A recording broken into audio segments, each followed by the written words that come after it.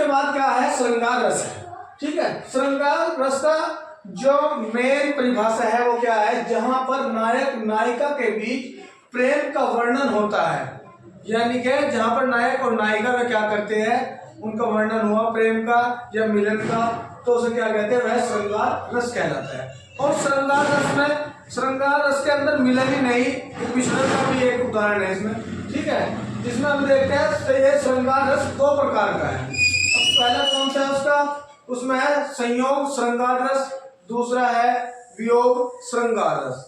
संयोग श्रृंगार रस के अंदर जब हम इसकी परिभाषा देखते हैं तो जहां पर नायक नायिका के मिलन का वर्णन होता है, जहां पर नायक और नायिका के मिलन का वर्णन होता है, वह कहलाता है आपका संयोग श्रृंगार रस। और वहीं पर इसका जो उदाहरण देखते हैं तो वह मेरे तो गिरधर गोपाल दूसरे न कोई, मेरे तो गिरधर गोपाल दूसरे न कोई, जाके सिर पर मोर मुकुट मेरा पति सोई।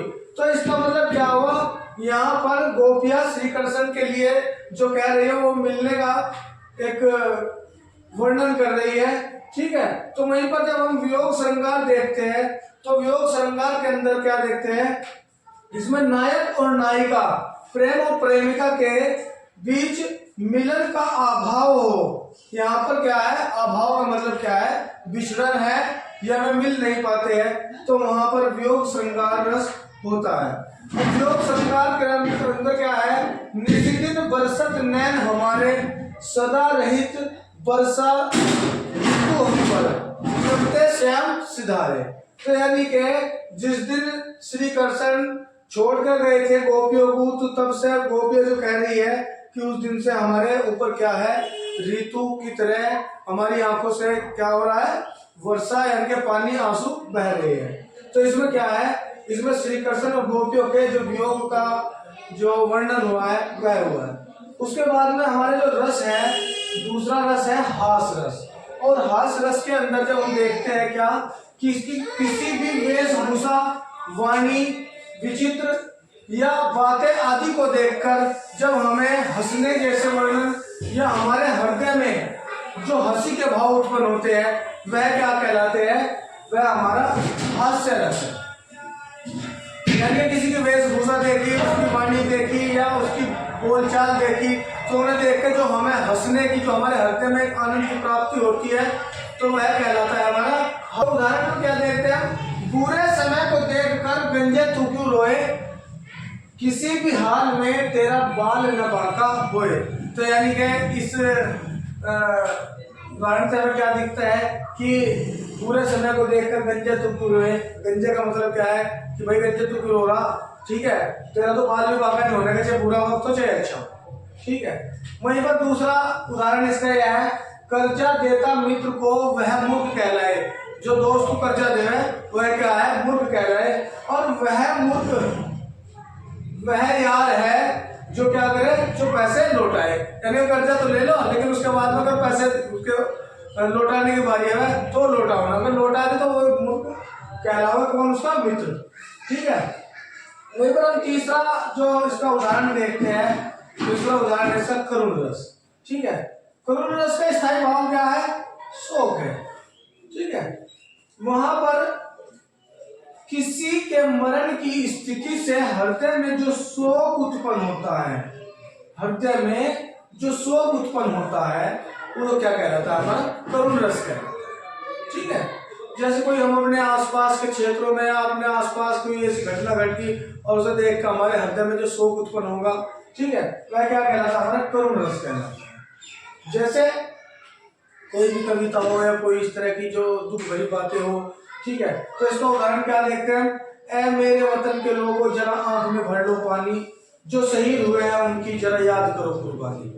यानी कि जो देश को आजाद कराने वाले थे उन्हें भी याद कर लो, उनके बारे में थोड़ा सा क्या रखो, अपने हृदय में सम्मान रखना चाहिए। ठीक है, यानी कि उनकी कुर्बानी को याद रखना चाहिए कि कैसे उन्होंने देश को आजादी दी। ठीक है, वहीं पर जो हमारा 4th नंबर का जो रस है उसको कौन सा है, हमारा वीर रस। और वीर रस का जो स्थायी भाव है वह क्या है, उत्साह है। जहां पर उत्साह के द्वारा हत्या की के द्वारा किसी कार्य को किया जाता है, उत्साह के द्वारा किसी भी कार्य को किया जाता है, वह क्या कहलाता है? हमारा वीर रस कहलाता है। ठीक है, अब इसका उदाहरण देखते हैं वीर रस का। वही है कि जब हम किसी को उत्साह बढ़ाते हैं, पढ़ने में हो, लिखने में हो, नौकरी के लिए हो, किसी भी प्रकार का जब हम किसी व्यक्ति के लिए उत्साह या जैसे मोटिवेशनल स्पीच बोलते हैं तो वो करते हैं, तो वह क्या है? किस्म से वीर रस है। ठीक है, तो इसका उदाहरण है वीर तुम बढ़े चलो, धीर तुम बढ़े चलो, सामने पहाड़ हो, सिंह की दहाड़ हो। यानी कि कोई जवानों के लिए क्या कह रहे हैं कि चाहे कुछ भी हो सामने, वो तुम क्या करते चलो, तुम बढ़ते चलो। ठीक है, तो नेक्स्ट उदाहरण देखते हैं। नेक्स्ट जो हमारा रस है वो देखते हैं। रौद्र रस जो है उसका स्थायी भाव क्या है? क्रोध है। रौद्र रस का जो स्थायी भाव है, जब स्थायी भाव की बात होगी तो क्या होगा? क्रोध या गुस्सा।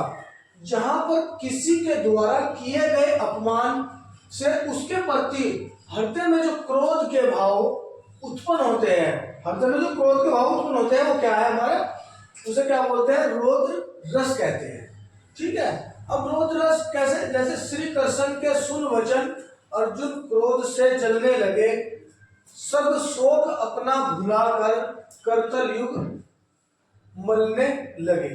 यानी कि इसमें जब श्री कृष्ण के द्वारा जो वचन सुनाए गए तो उसमें क्या हुआ? अर्जुन को क्या आया? क्रोध आया। ठीक है, तो ये क्या हुआ हमारा? रौद्र या क्रोध रस। ठीक है, उसके बाद देखते हैं भयानक रस। भयानक रस का जो स्थायी भाव है भयानक, उसका स्थायी भाव है डर या भय।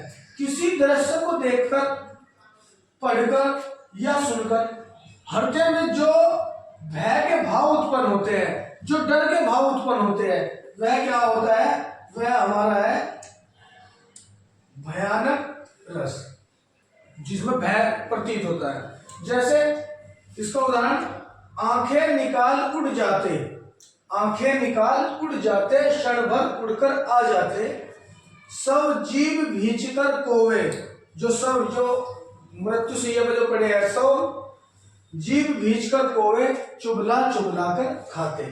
तो यानी कि क्या हुआ है हमारा? भयानक, जिसमें हमें भय हो रहा, भय उत्पन्न हो रहा या डर लग रहा उन दृश्य को देखकर। ठीक है, तो नेक्स्ट देखते हैं हमारा अद्भुत रस। अद्भुत रस, इसका स्थायी भाव है आश्चर्य। आश्चर्य का मतलब क्या हुआ आपका? कि जो एकदम सडनली आप किसी चीज को देखते तो आश्चर्य।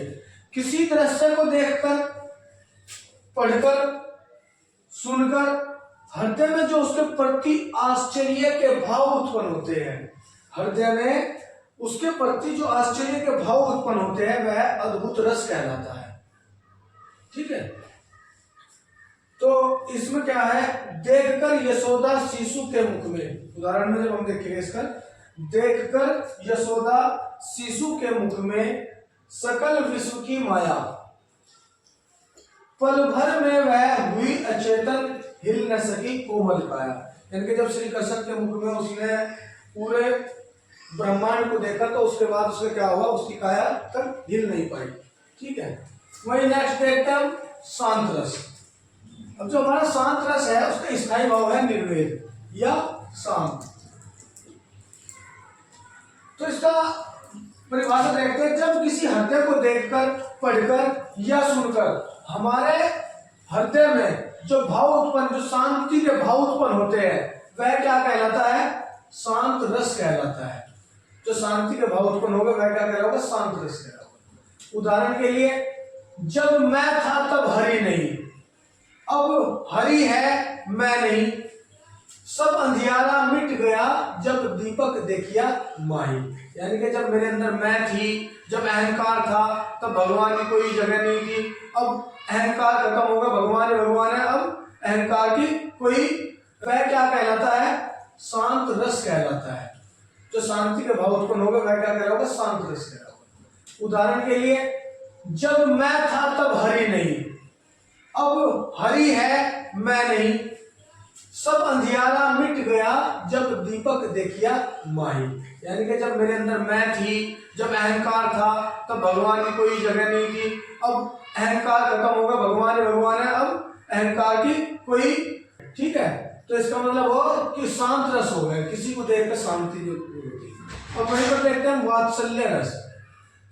वात्सल्य जो रस है उसका स्थायी भाव देखते हैं, उसका स्थायी भाव है स्नेह या दुलार।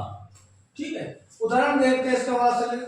छोटे बच्चों की क्रियाकलाप को देखकर, उनकी वाणी को सुनकर उन पर जो प्यार आता है उसी को क्या कहते हैं हम? वात्सल्य रस। जब घर में छोटे बच्चे होते हैं, वे तोतले बोलते हैं या कुछ ऐसी हरकतें करते हैं तो उसमें क्या है? वात्सल्य। ठीक है, तो इसका उदाहरण देख, मैया मेरी मैं नहीं माखन खायो। तो ये किसका है? ये मैथिली शरण गुप्त का है कि किसके द्वारा? श्री कृष्ण के द्वारा, श्री कृष्ण के लिए। मैया मेरी मैं नहीं माखन खायो, बाल गवाल सब पीछे परी के, बरबस मुख लपटायो। ठीक है, तो वहीं पर ना नेक्स्ट देखते हैं हम भक्ति रस। अब भक्ति रस का जो स्थायी भाव है अनुराग, किसी के प्रति अपनी भक्ति को प्रदर्शित करना यानी कि अनुराग करना, या देवरति, भगवान के प्रति जो अर्पित है, जो उनकी भक्ति करते हैं तो उसे क्या बोलते हैं? देवरति। तो इसका स्थायी भाव हुआ क्या? देवरति या अनुराग। संसार की मोह माया को त्याग कर, संसार की मोह माया को त्याग कर ईश्वर की भक्ति में लीन हो जाना ही क्या है? हमारा भक्ति रस कहलाता है। यानी कि जो हमारी मोह माया है उसे छोड़ के क्या है? भक्ति रस में लीन हो जाना। इसका उदाहरण देखते हैं, क्या है इसका उदाहरण भक्ति रस का? भक्ति रस का उदाहरण जो हम देखते हैं उसमें क्या है? प्रभु जी तुम चंदन हम पानी, प्रभु जी तुम चंदन हम पानी, प्रभु जी तुम चंदन हम पानी, जाकी गंध अंग अंग, जाकी गंध अंग अंग समाही। ठीक है, तो ये क्या हुआ? ये हमारा हुआ समाही। प्रभु जी तुम चंदन हम पानी, जाकी गंध अंग अंग समाही, यानी कि ये भक्ति रस का है। तो ये हमारा होगा रस। ठीक है, ये रस कंप्लीट हो गया। ये आपके यूपी पुलिस में और आने वाले जितने भी एग्जाम हैं उन सब में सक्सेसफुल आपको कामयाबी की ओर ले जाने का कार्य करेगा।